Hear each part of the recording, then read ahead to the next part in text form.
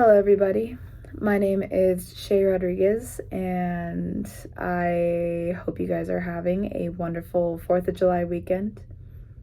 Today, I will be speaking on a significant person in my life, but first, let me begin with a little bit of background.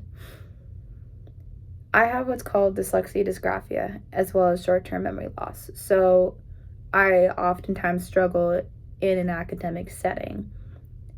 Teachers discovered this really early on, about 3rd grade, and when they figured it out because I couldn't read and I couldn't write, and I had a hard time remembering what was being said in class.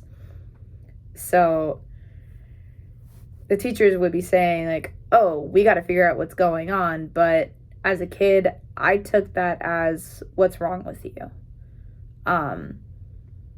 And when all you hear is, oh, she's a smart kid, but she struggles with this, or, oh, she's a good kid, but she can't do this, just made me feel really out of place.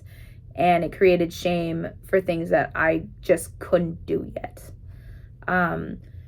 So my parents had enough trying to negotiate or figure out what was going on with me at ASD. So they took me to a speech pathologist who helped me get these diagnoses. And eventually, I ended up in a program called Read and Write Alaska, which is a program that helps tutor kids with learning disabilities, whether that be dyslexia, ADHD, or anything else.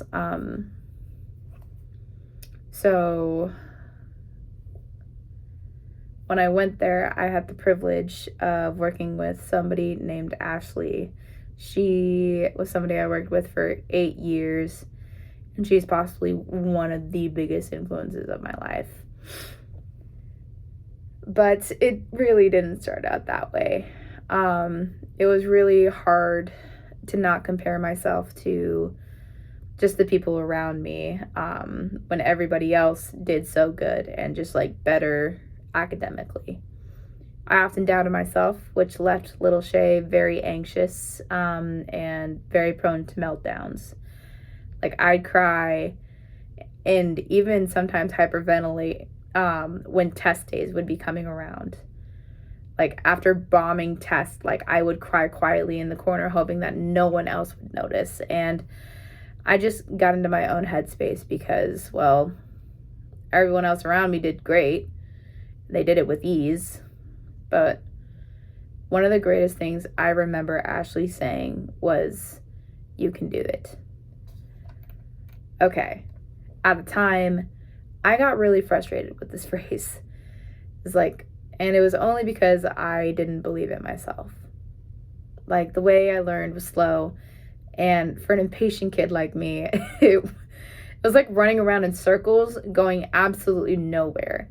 But she still said that phrase, you can do it.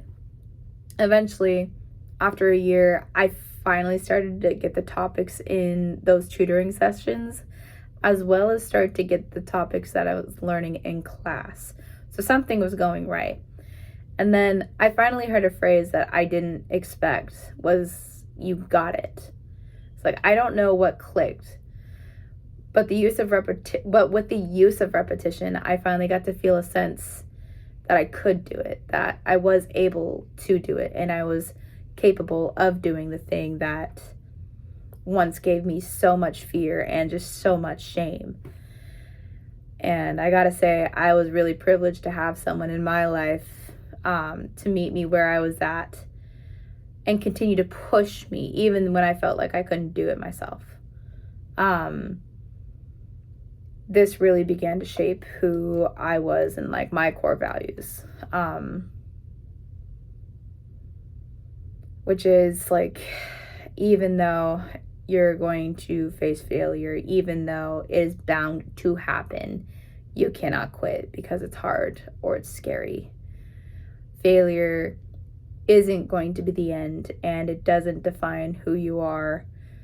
The only thing that defines who you are is how far you are willing to go in order to push past what you're afraid of. And